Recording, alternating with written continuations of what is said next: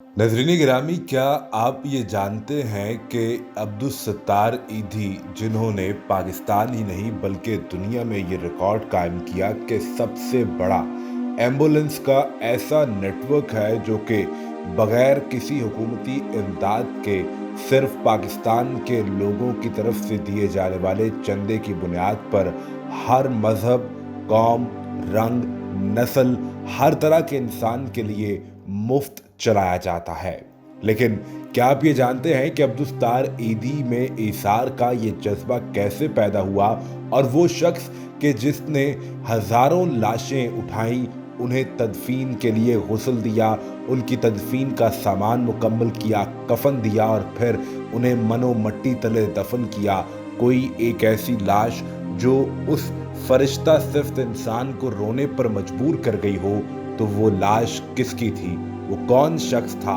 और टैक्सी से निकल कर आने वाले एक शख्स ने अब्दुल सत्तार ईदी से क्या कहा जो अब्दुल सत्तार ईदी की आंखों में आंसू लाने का बायस बना।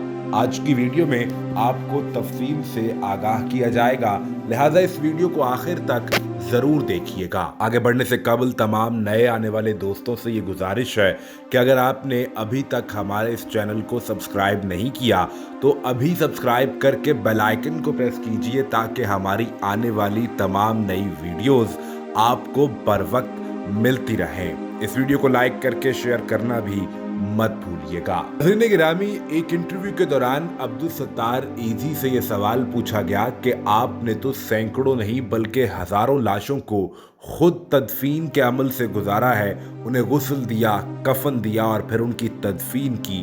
इनमें मसख शुदा, तशद्दुद का निशाना बनाए जाने वाली, जली हुई, दहशतगर्दी का शिकार होने वाली लाशें भी शामिल थीं।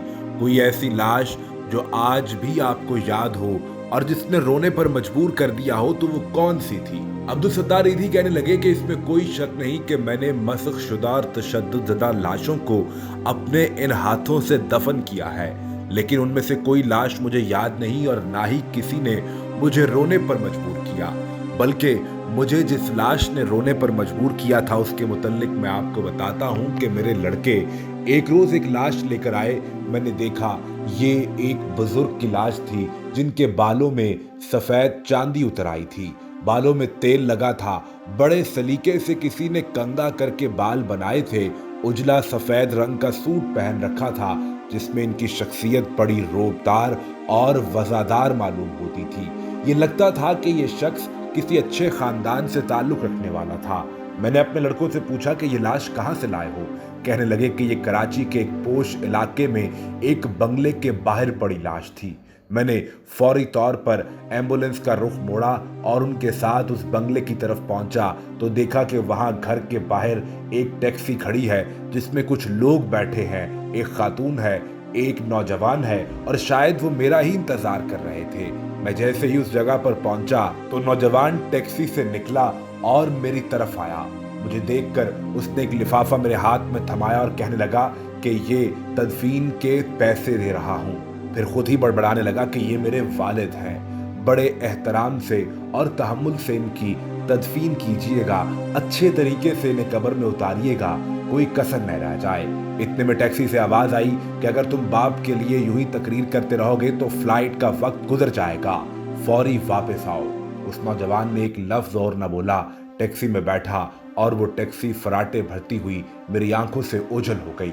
मैंने इस बुजुर्ग को खुद गुस्ल दिया, खुद कफन दिया। मुझे महसूस होता था कि वो लाश मुझसे ये कह रही थी कि आप तो तमाम बेसहारा लावारिस लाशों के वारिस हैं, क्या आप मेरे वारिस बनेंगे? आप मेरी तदफीन करेंगे? अब्दुल सत्तार ईदी ने अपने कंधे से रुमाल उतारा और अपनी आंखों से आंसू पोंछने लगे।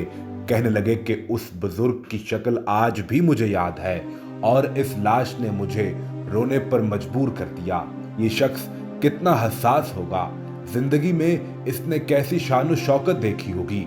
अपने बच्चों के लिए इसने बड़ा आलीशान बंगला भी बनाया था, लेकिन काश कि बच्चों की तरबियत कुछ ऐसी हो जाती कि वो अपने वालिद के आखिरी वक्त पर अपनी फ्लाइट से ज्यादा उसके साथ वक्त गुजारने को तरजीह देते।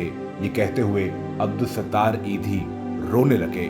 नाज़रीन गिरामी, ये हमारे मुआशरे का वो स्याह اور بدترین چہرہ ہے جس کی طرف عبدالستار ایدھی نے معاشرے کی توجہ دلانے کی کوشش کی۔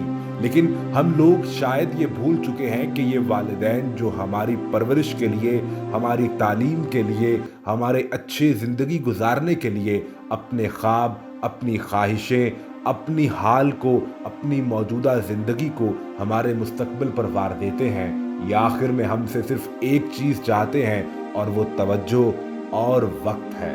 ناظرین گرامی، آگے بڑھنے سے پہلے آپ تمام دوستوں سے گزارش ہے کہ کامنٹ سیکشن میں اپنا اور اپنے والدین کا نام تحریر کیجئے تاکہ درود پاک کی خاص محفل میں آپ کے والدین کے حق میں دعا کی جائے۔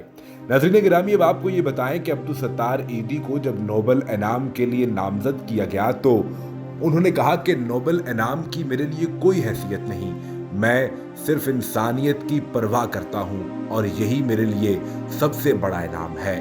انسانیت کے حوالے سے عبدالستار ایدھی سے جب یہ سوال پوچھا گیا کہ آخر آپ کے اندر یہ احساس کیسے پیدا ہوا تو کہا کہ بچپن میں میری ماں مجھے 2 روپے یا 2 آنے دیا کرتی تھی، میں 1 خود خرچ کر لیا کرتا تھا اور میری ماں تاکید کرتی تھی کہ 1 روپیہ کسی اور پر خرچ کر دینا۔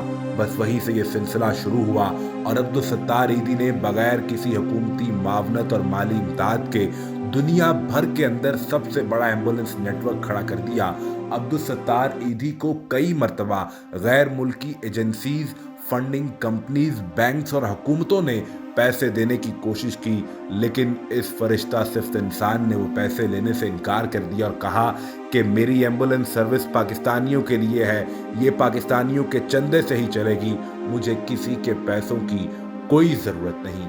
یہاں تک کہ عبدالستار ایدھی نے اپنے ایک انٹرویو کے دوران کہا کہ میری ایمبولنس کسی مرنے والے سے، کسی لاش سے اس کا دین، مذہب، رنگ، نسل نہیں پوچھتی، بلکہ وہ ہر مذہب سے تعلق رکھنے والے، ہر فرقے سے تعلق رکھنے والے کی لاش کو تدفین کا عمل پورا کرتے ہیں، اسے دفن کرتے ہیں۔